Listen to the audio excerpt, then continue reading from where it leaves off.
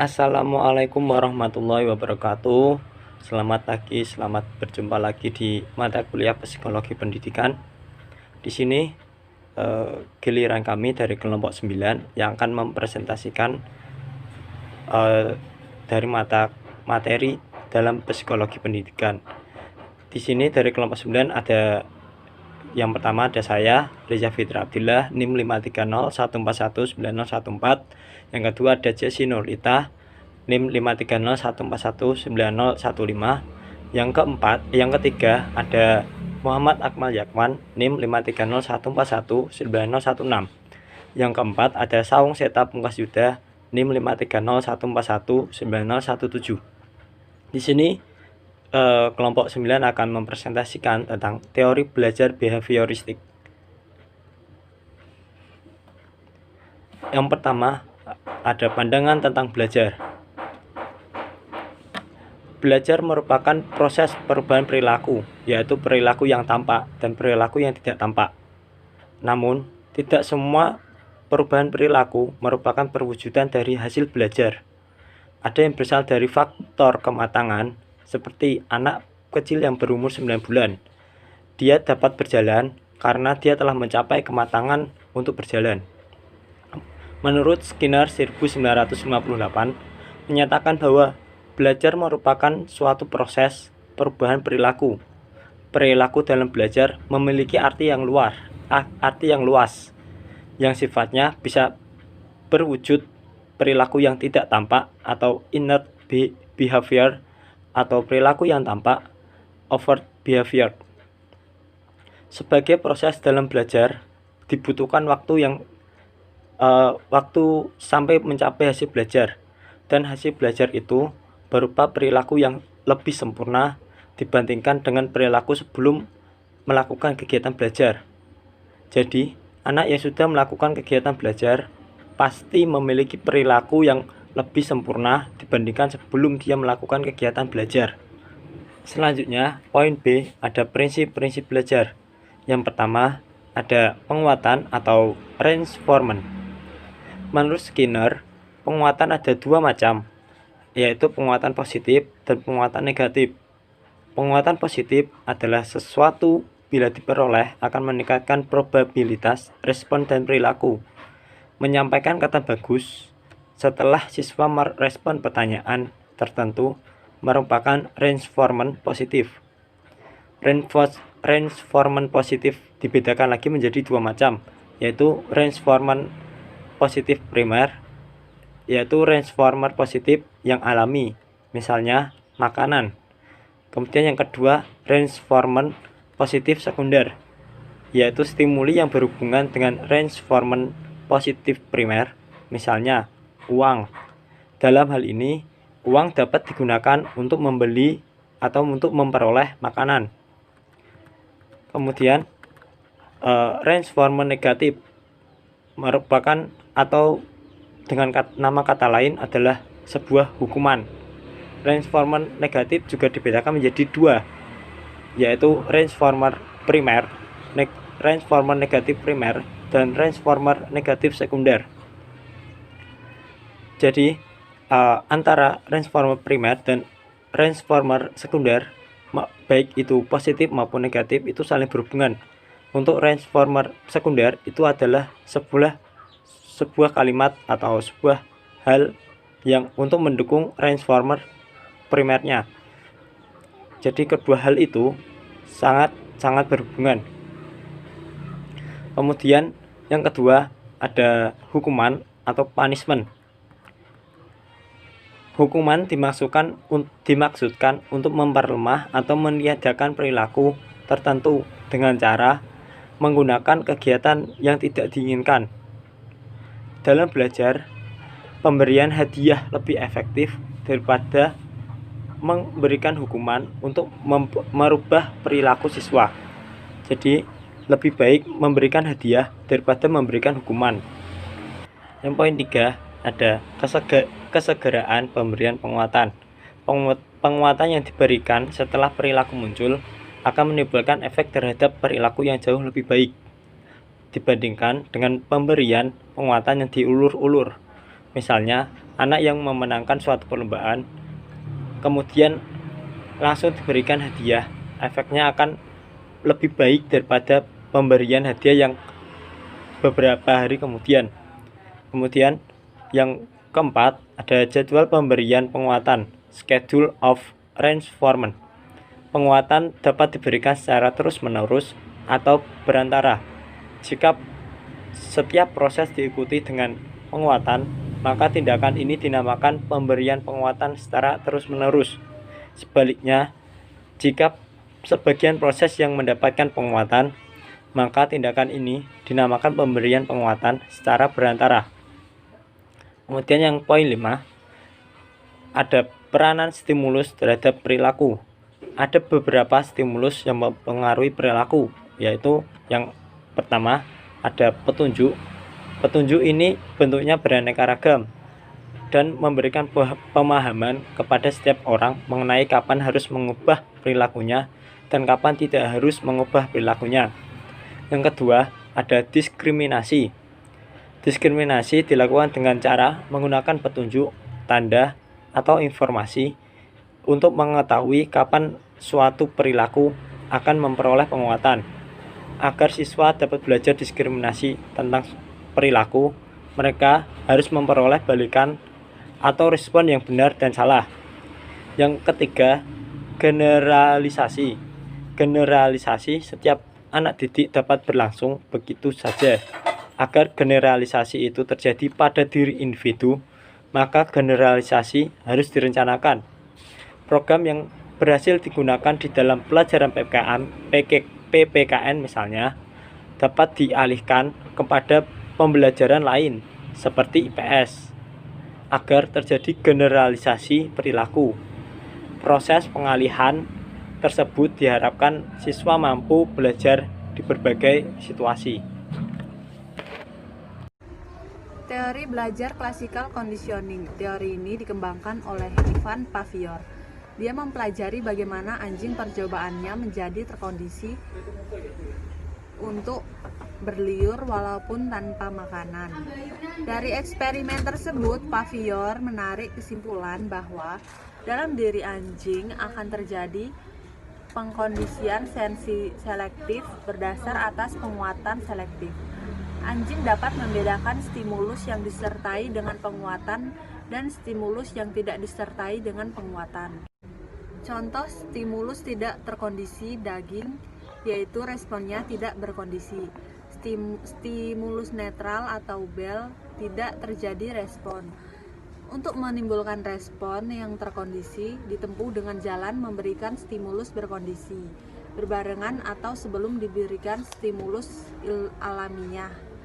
Itu dilakukan berulang hingga akhirnya terbentuk respon berkondisi, anjing mengeluarkan air liur. Ya, selanjutnya tentang teori koneksionisme. Teori ini dikembangkan oleh Edward Thorndike, di mana dia menggunakan kucing sebagai hewan percobaannya. Dalam eksperimennya, dia menghitung waktu yang dibutuhkan kucing untuk dapat keluar dari kandang percobaan. Menurut Thorndike, dasar dari belajar adalah trial dan error, di mana hewan percobaan itu menunjukkan adanya penyesuaian diri dengan lingkungannya. Sedemikian rupa sebelum hewan percobaan tersebut dapat melepaskan diri dari kandang percobaan. Selanjutnya, dikemukakan bahwa perilaku dan semua hewan percobaan itu praktis sama. Selanjutnya, Thorndike mengemukakan 3 macam hukum belajar, yaitu yang pertama hukum kesiapan, di mana dalam proses belajar, agar mencapai hasil yang baik, maka perlu kesiapan dalam belajar. Ada 3 keadaan yang menunjukkan berlakunya hukum ini, yaitu yang pertama, apabila individu memiliki kesiapan untuk bertindak atau berperilaku dan dapat melaksanakannya, maka dia akan puas. Yang kedua, apabila individu memiliki kesiapan untuk bertindak atau berperilaku, tapi tidak dapat melaksanakannya, maka dia akan kecewa. Dan yang ketiga, apabila individu tidak memiliki kesiapan untuk bertindak atau berperilaku dan dipaksa untuk melaksanakannya, maka akan menimbulkan keadaan yang tidak memuaskan. Yang kedua, hukum latihan. Hukum latihan itu hubungan antara stimulus dan respon akan menjadi kuat apabila sering dilakukan latihan. Yang ketiga, hukum akibat. Apabila sesuatu memberikan hasil yang menyenangkan atau memuaskan, maka hubungan antara stimulus dan respons akan menjadi semakin kuat. Di samping ketiga hukum tersebut, Thorndike mengemukakan 3 hukum lain yang bersifat sekunder, yaitu yang pertama, multiple response, yakni individu dalam menghadapi masalah akan mencoba berbagai respon untuk mendapatkan respon yang tepat. Yang kedua, set atau attitude, yakni kesiapan atau kecenderungan individu berperilaku tertentu. Yang ketiga, associative shifting, yakni setiap respon yang telah dimiliki oleh seseorang dapat dipindahkan sebagai respon terhadap stimulus yang baru. Teori operant conditioning dikembangkan oleh Barr Frederick Skinner. Menurut Skinner, manusia dipandang sebagai mesin, dan seperti mesin lainnya, manusia bertindak teratur dan dapat diramalkan responnya terhadap stimulus dari luar. Pandangan ini berlawanan dengan Pavlov tentang classic conditioning yang berkaitan dengan gerak refleks. Sedang teori Skinner mempelajari gerak non-refleks atau perilaku yang disengaja. Skinner membuat eksperimen dengan menggunakan kotak yang di dalamnya berisi pengungkit, penampung makanan, lampu, dan lantai dengan grill yang dialiri listrik. Di eksperimen itu, Skinner menggunakan tikus lapar sebagai hewan percobaan. Tikus dimasukkan ke dalam kotak percobaan dan tidak diberikan makanan. Kemudian, di dalam kotak itu diberikan makanan yang dihubungkan dengan tuas dan diberi tombol untuk memberi makanan. Dan setiap tikus menekan tombol akan mendapatkan makanan dan membuat penekanan tombol lebih sering dilakukan oleh tikus. Kemudian, alat memberi makanan diputuskan hubungannya. Tetapi tikus tetap memencet tombol dalam waktu yang cukup lama karena tikus berada dalam kondisi operant conditioning. Dari eksperimen tersebut, Skinner mengemukakan prinsip umum dari operant conditioning. Yang pertama, setiap respon yang diikuti oleh penguatan berupa reward atau reinforcing stimuli cenderung akan diulang kembali. Yang kedua, reward atau reinforcing stimuli akan meningkatkan kecepatan terjadinya respon. Skinner juga membagi 2 macam pengkondisian dalam operant conditioning. Yang pertama, respondent conditioning atau conditioning tipe S. Conditioning ini menekankan pada pentingnya stimulus atau S dalam menimbulkan respons yang dikehendaki atau sama seperti teori classical conditioning dari Pavlov. Sedangkan yang kedua adalah operant conditioning atau conditioning tipe R. Conditioning ini lebih menekankan pada pentingnya respon atau R. Menurut Skinner, hadiah dapat meningkatkan probabilitas timbulnya respon. Tindakan dinyatakan sebagai respon tergantung dari efek yang ditimbulkan. Penekanan dari teori operant conditioning ada pada respon atau perilaku konsekuensi yang menyertainya. Oleh karena itu, seseorang harus membuat respon sedemikian rupa untuk memperoleh penguatan yang menjadi reinforcement stimuli. Contohnya, siswa akan meningkat semangat belajarnya dan belajar dengan sungguh-sungguh apabila mengetahui akan mendapatkan nilai atau hasil yang baik. Dan sebaliknya, siswa yang mendapat hasil buruk akan merasa takut, tidak naik kelas, dan menjadi dorongan untuk belajar lebih giat. Dari 2 jenis perilaku tersebut, Skinner membedakan 2 kondisi. Yang pertama adalah classic conditioning, yaitu individu tidak perlu membuat respon dalam memperoleh hadiah dan tinggal menunggu dari orang lain. Yang kedua adalah operant conditioning. Organisme atau individu harus membuat respon dalam memperoleh hadiah. Selanjutnya adalah teori modeling and observational learning. Dikemukakan Bandura karena menurutnya dari pandangan Skinner terlalu berdasar pada efek dan tidak pada pentingnya modeling atau meniru perilaku dari orang lain berupa pengalaman orang lain atau kegagalan dan keberhasilan orang lain. Bandura mengembangkan 4 tahap melalui pengamatan atau modeling, yaitu yang pertama ada perhatian. Dalam tahap ini, individu memperhatikan model yang menarik, berhasil, atraktif, dan populer, dengan meniru dari bagaimana cara berpikir dan bertindak orang lain. Guru di dalam kelas dapat mencari perhatian siswa dengan menyampaikan pembelajaran yang jelas dan menarik, sehingga memotivasi siswa untuk memperhatikan pelajaran yang disajikan. Yang kedua adalah retensi. Di tahap ini, apabila telah mendapat perhatian dari siswa, guru memodelkan perilaku yang akan ditiru oleh siswa dan memberi kesempatan untuk mempraktekkan model yang telah ditampilkan. Tahap ketiga adalah reproduksi. Dalam tahap ini, siswa mencoba menyesuaikan diri dengan perilaku model. Misal, siswa mengamati cara memukul bola tenis yang diperagakan dan melakukan praktek. Siswa kemudian diminta membuat pukulan seperti yang dilakukan oleh guru. Tahap yang terakhir adalah motivasional. Dalam tahap ini, siswa akan meniru model karena merasakan bahwa melakukan pekerjaan yang baik dan meningkatkan kesempatan memperoleh penguatan.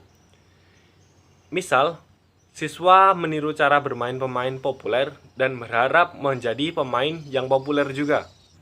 Seseorang dalam melakukan aktivitas belajar dengan memperhatikan pengalaman orang lain atau vicarious learning akan memperhatikan orang lain yang memperoleh penguatan atau hukuman. Dengan harapan meniru model dengan benar akan memperoleh penguatan. Anak yang mampu menjawab pertanyaan akan diberikan penguatan berupa pujian, sehingga anak yang belum mampu menjawab dengan benar akan memiliki harapan menjawab pertanyaan dengan benar agar memperoleh pujian yang sama. Selanjutnya, konsep penting dari belajar melalui pengamatan dan modeling adalah pengaturan diri atau self-regulation. Atau individu akan melakukan pengamatan dirinya sendiri, menilai perilakunya sendiri dengan standar yang dibuat sendiri, dan memperkuat atau menghukum diri sendiri apabila berhasil atau gagal dalam berperilaku. Keberhasilan atau kegagalan itu diukur dengan harapan tertentu sesuai dengan kinerja yang telah ditetapkan.